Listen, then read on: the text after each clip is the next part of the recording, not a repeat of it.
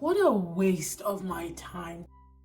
Hi DVDers, welcome to the channel. Today we're going to be talking about the Sandman. Don't forget to like, subscribe, hit that notification bell so you know when I post new videos. And with that, let's get into this review.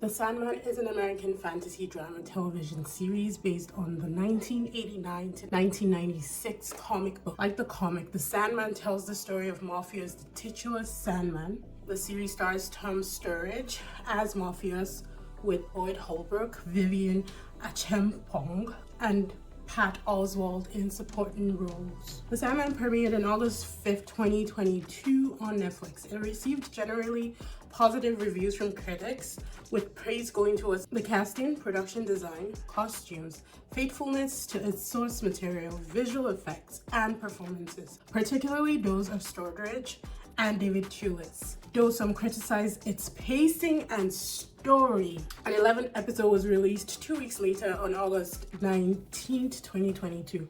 I unfortunately haven't seen the 11th episode. I'm probably going to watch it right after I post this review, but it's not going to be included in this review because I only found out today that they did an 11th episode. Overall, I thought the series was good. When I started watching it, though, I was very confused. It just seemed like I was missing something, and like I had to probably read the books just to fill out the gaps in the plot story and the storyline. I don't know, that's just how I felt.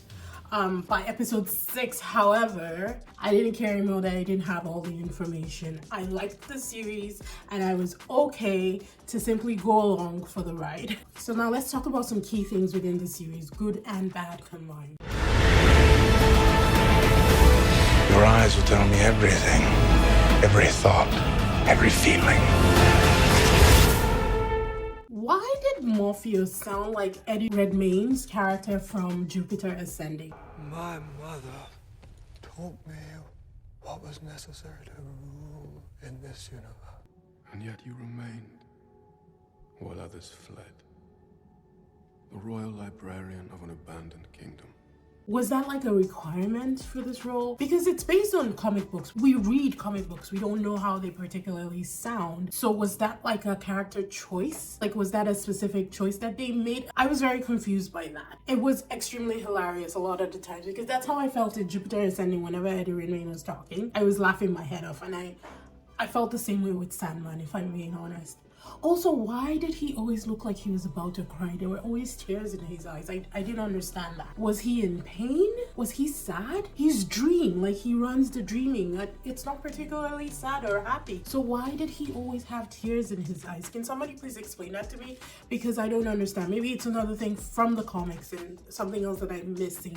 I thought Tom Sturridge, I hope I'm saying that right, I thought he was really good. I thought that the performance of this actor was fantastic. I mean, with the exception of the voice and the tears, he was great. I was very captivated by him whenever he was on scene because I was always curious to see what he would do next. I thought that he made some really stupid errors with the Vortex, but I really did like this character and the actor that was playing it. There was also this one scene in Hell where Morpheus saw his ex-girlfriend, who apparently had been in prison for like 10,000 years. It has been 10,000 years, Nada.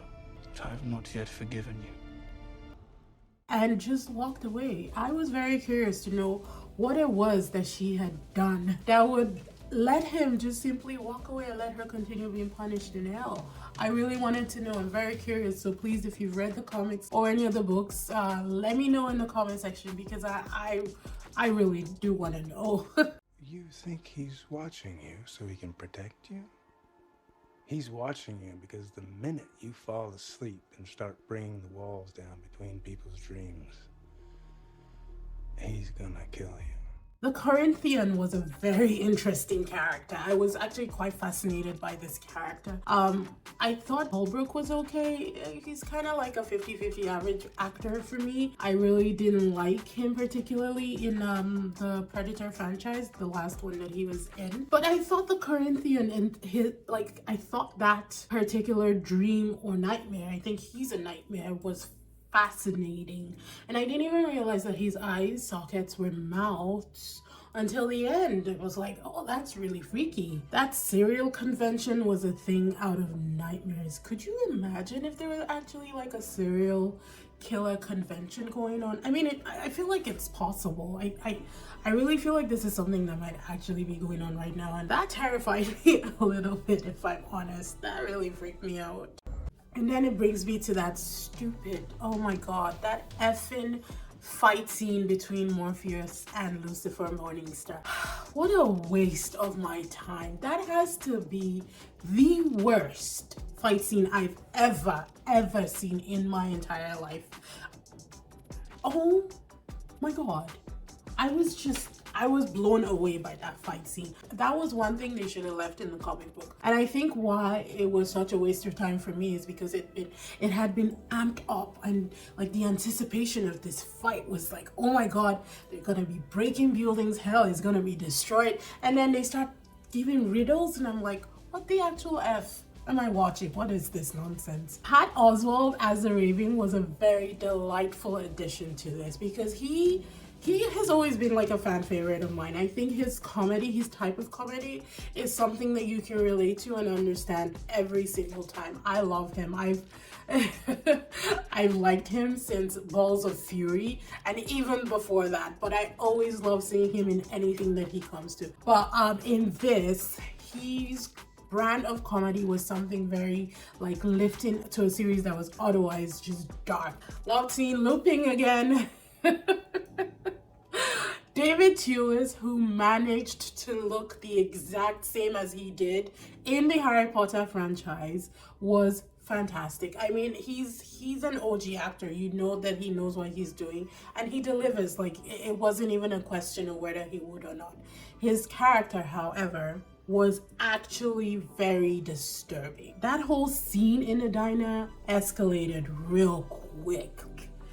It was very uncomfortable, and it was uncomfortable for me because it feels like something that could actually happen, and the escalation was just like that. It was one of the episodes that actually had me saying, what the hell am I watching right now?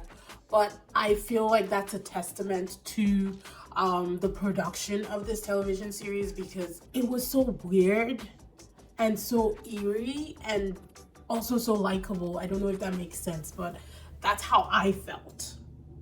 Death was very likable.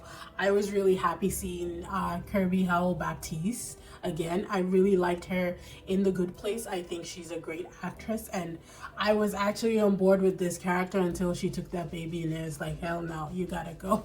No, I'll save you! No, Dad, stay back! I'll save you!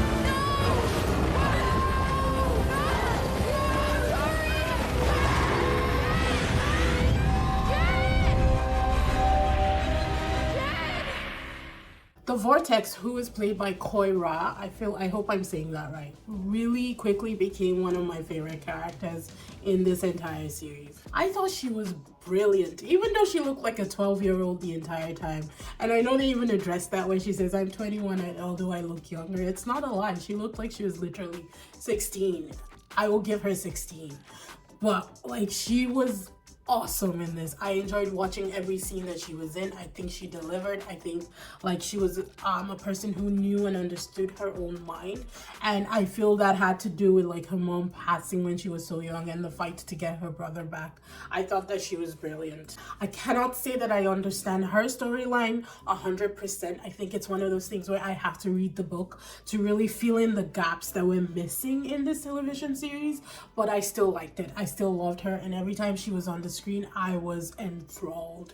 And then the whole coup that was going on between Dream, Despair, and Desire, I really didn't understand that. Again, I feel like this is something else that I needed to read the book to like reference and figure out, but I didn't get it. And then hopefully they kind of expand on it in season 2.